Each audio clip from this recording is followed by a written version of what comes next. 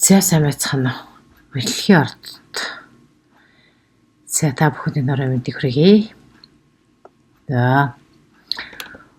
Өнгөрсөн 3 дугаар сарын 6-аас жоохон өөрөөр хийж байгаа гэдгийг хамгийн түрүүнд ярьж байгаа. За энэ юу байгаа вэ гэхлээр гарын эрхсийн төлөв байдлууд дээрээ нэмээд шилжиж төлөвлөгөөнүүд дээрээ нэмээд тоон зурхай буюу тооны 26 оны тоо хэд байр гарсан бэ гэдгээс шалтгаалаад тэрэнд чинь одоо 4 сарын энэ эрхсийн байдал яаж нөлөөлөх вэ гэдгийг бас ярьж байгаа энэ удаад. За тэгэхээр та бүхэн миний энэ подкастн дээр байгаа 26 он гал морин жилийн тоон зурхай гэдгийг эргээд харах юм бол тэрэн дотор чинь 26 оны таны тоо гэдэг чинь ямар тоо танд иргэшээж байгаа юм бэ гэдгийг олоод мэдчихнэ. За тэр тоогоо энэ 4 сарын зурхай астрологийн одоо төлөв байдлыг мэдхийн хажуугаар таны тэр тоотой чинь яаж халагдаж байгаа вэ гэдгийг бас давхар олж мэдэх боломжтой юм аа. За тэгээд ингээд нэг иймэрхүү арай өөр төрлөөр хийж байгаа. Тэгэхээр та бүхэн бас энэ сарын төгсгөл энэ бүхэн хэр үнэн байсан бэ? Онцтой байсан уу? Таарч ийсэн үү? Хэрэгтэй байсан эсхээ бас төгсгөлд нь комент бичээд бол их сайн шүү гэж. За ингэж хүсэж байна. За тэгээд мэлхүүнүүдийн хувьд мэлхий. За энэ мэлхүүнүүдийн хувьд бол энэ сар 4-р сар таны карьер буюу 10-р гэрт чинь 7 гараг ирэхээс цугларчээ. За 7-р гэр гэдэг бол мэдээж та бүхэн ойлгож байгаа. Энэ бол партнер, түншийн харилцаа, хайр дурлал, хувийн харилцаа, бүх төрлийн харилцааг илэрхийлдэг ийм гэр байгаа. Тэгэхээр энэ гэрт чинь энэ олон гаригуд Тэнгэрийн эрхсүүд нэгэн дор цуглана гэдэг бол энэ хаалга маш том нэгдэжээ гэсэн үг. За тэгэхээр нийгэмжлэх байр суурь нэр хүнд өсөх юм таатай боломжийн үе гэж ингэж ойлгож болох нэ. За тэгээд эхлээд тэгэхээр энэ хэдийнээс энэ бүхэн танд мэдрэгдэх вэ гэх 4 сарын 2 тэргэл сар гарна. Тэргэл сар бол таны 4-р гэрт гарч байгаа юм байна. За тэгэхээр 4-р гэр гэхээр бол гэр орон үйл хөдлөх хөрөнгийн асуудлууд шийдэгдэж эхэлнэ. Татаагаар шийдэгдэн. Энэ төрлийн асуудал хэрвээ танд одоо чухал асуудал болж тавигдж байгаа бол шүү дээ. За мэдээж энд бол олон сонголтууд дундаас одоо алийг нь зөв бэ гэдгийг шийдэх жоохон хүнд үйж байж магадгүй. Гэхдээ та бодиттой хандаарай гэж байна. За хит их тийм дэврэн хит их мөрөөдөл тотлохгүйгээр өөрийнхөө боломж бололцоод тохирсон бодиттой шийдвэр гаргавал цохилтой шүү гэсэн байна.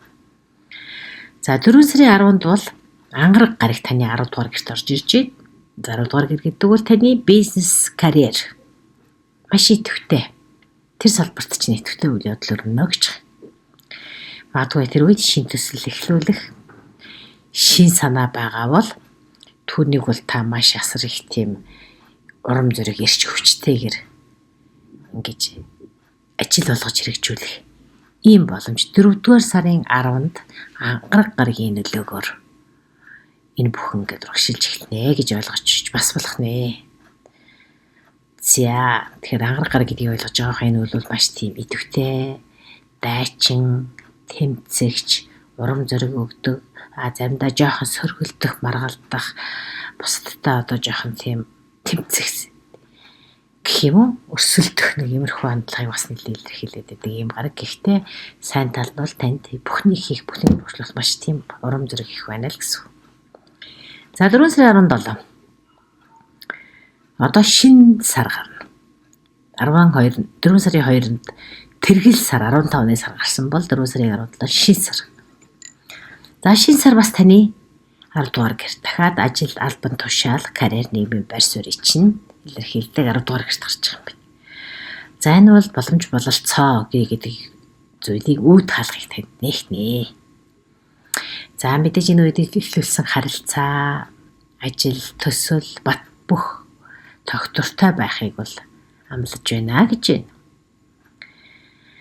За шин сарын бэл юм байж. За 4 сарын 27. За энэ бол маш чухал үе. Энэ яагаад чухал вэ гэж уран гараг. Уран буюу Тэнгэрийн ван гэдэгтэй аянга цахилгааныг илэрхийлдэг. Гинтийн өөрчлөлтийг илэрхийлдэг.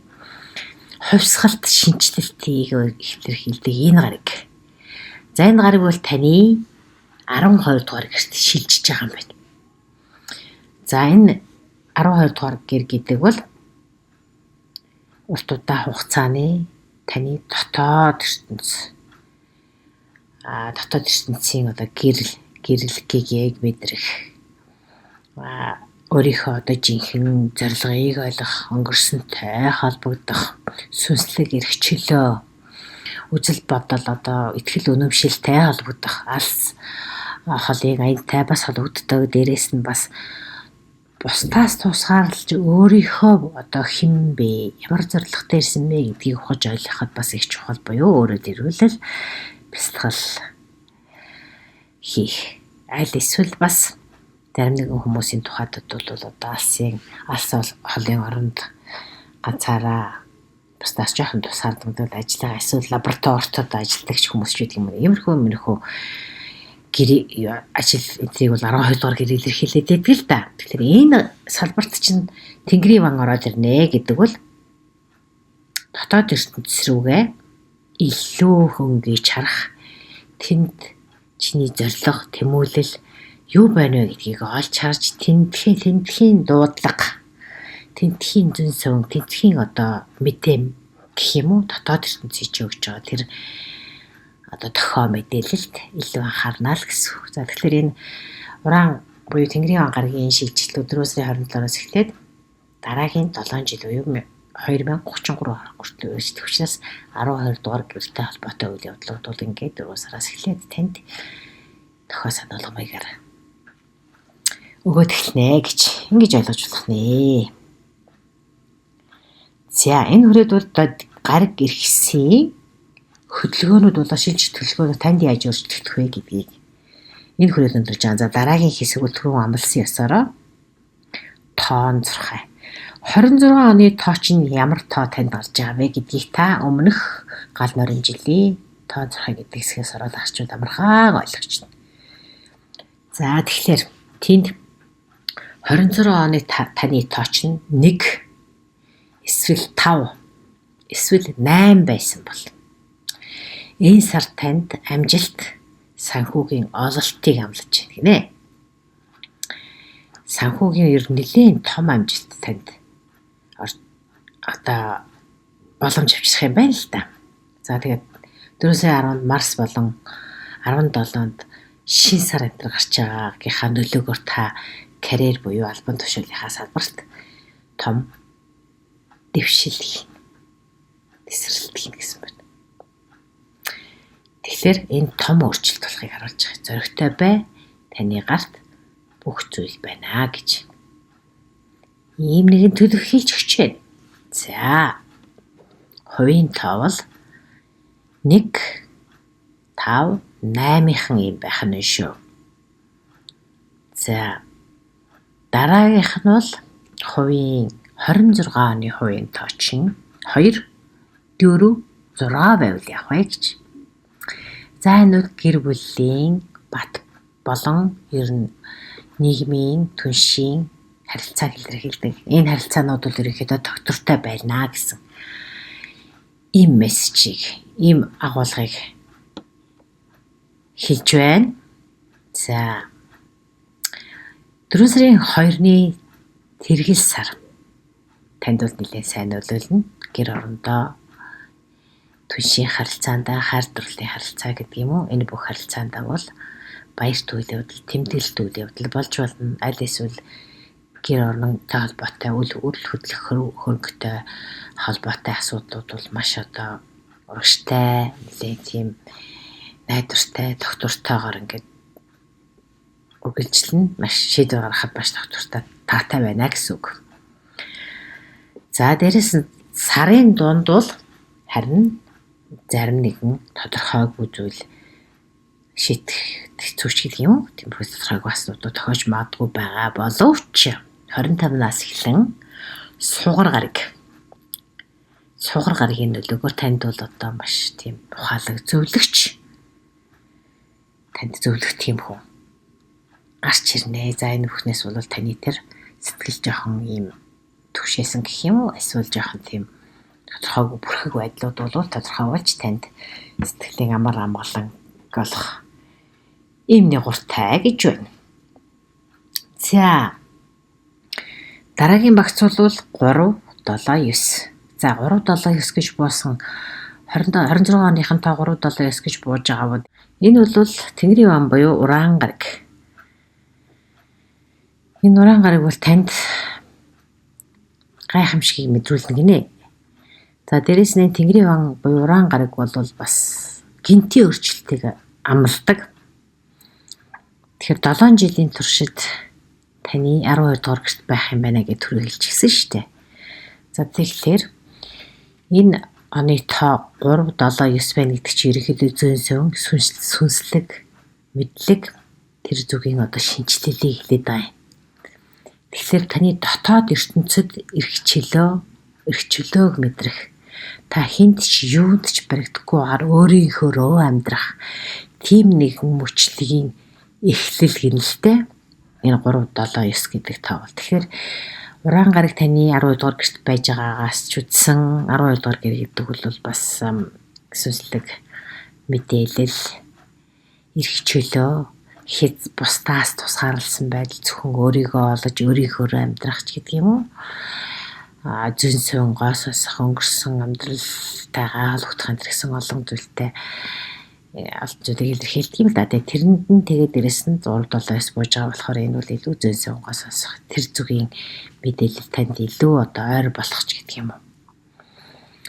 Иймэрхүү тохиогдол энэ сард өгнө гэнэлтэй. За тэгээд дээрэс нь энэ сард мөн 379-ийн та 26 онд бол иргэшээсэн энэ хүмүүсийн тухайд бол хайр дурлал таны хайр дурлалын харилцаа шин шатанд гарахыг бас зөнөж байна гэсэн байна. Тэгээ ер нь бол сарын төгсгөлд та бүхэн бол 379 гэсэн тоотой хүмүүс үл их аз жаргалтай сэтгэл хангалуун байх нэ. За ингээд ерөнхийдөө тоон зурхаан төлөв байдлыг өндөрлөж байгаа юм. Ерөнхий одоо бэлхүүнүүдийн тухайд бол энэ сар танд санхүүгийн амжилт сэтгэл санааны бүрэн дүүрэн ханамжтай байдлыг авчирна гэсэн байна. За тэгэхээр энэ үед бол аливаад битгий өөрийгөө хязгаарлал танд бол боломж нээлттэй байна. 17 оноос өмнө бол бүх хэрэгэлзээг хаяад амжилтын зөв зөрөгтэй болохаарэ гэсэн юм мессежийг өгч байгаа юм байна. За ингээд энэ хүрээд Мэлхийн ордны төлөв байдал 4 сарын төлөв байдал болоод тоон зурхайн төлөвийг бас танилцууллаа. Энэ хүртэл хамт байсан та бүхэнд баярлалаа. За тэгээд төсөлт нь хэлэхэд энэ зурхай Мэлхийн ордных одоо байгаад зогсохгүй бас хэрвээ та Мэлхийн орд боловч таарахгүй байлаа гэж үзэх юм бол та бас Монгол ордоо сонсоорой. За тэгээд дээрэс нь бас сарны ордоо давхар сонсож байгаарэ гэж үргэлж зөвлөж байгаа. За тэгээд энэ хүртэл хамт байсанд баярлалаа. Хэрвээ энэ бүхэн таны амьдралд ямар нэгэн байдлаар тусч зөв одоо онож байх юм бол комент хэсэгт бичээрэй. Мэдээж лайк, share, subscribe хийгээрэй. Энэ нь бол та энэ бичлэгийг подкастын минь дэмжиж байгаа гэсэн хэрэг юм шүү. За ингээд дараа уулзъя. Баяртай.